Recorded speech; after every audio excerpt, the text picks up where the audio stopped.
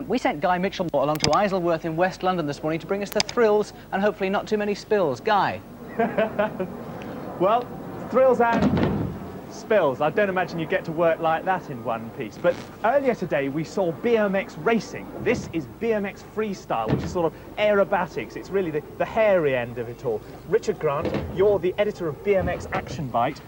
What exactly is freestyle?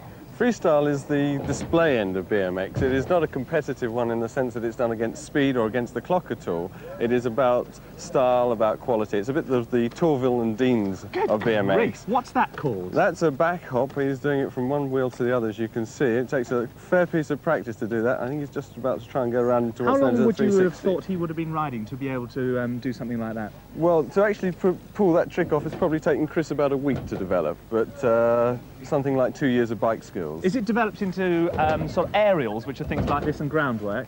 It does tend to divide between the two. Some people specialise in one, some in the other, but the all-round freestyler is somebody who can cope in both. He's attempting a one-hand 360 there, didn't quite come off. With the emphasis on attempting. And that's a frame stand, 360 because he's going around in a circle. What about the facilities? Because clearly you need quite a specialised bit of equipment to be able to practice all this sort of thing. Well, there are a few skate parks still standing in this country, fortunately, but a lot of people build themselves quarter pipes like this.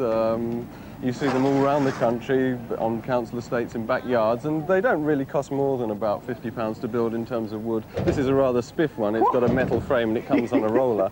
You mentioned skate parks. Now, I would imagine skateboarding has really dogged BMX riding. Everybody says, oh, skateboarding was just a craze, it was here and gone. Is that going to be true of BMX? Well, I think skateboarding lasted about 2 years. We've had BMX in this country 3 years, and if you look at the figures, I think it's something like 70% of all boys get a bike between the ages of 7 and 17, and nowadays that bike is a BMX bike simply because it does the job.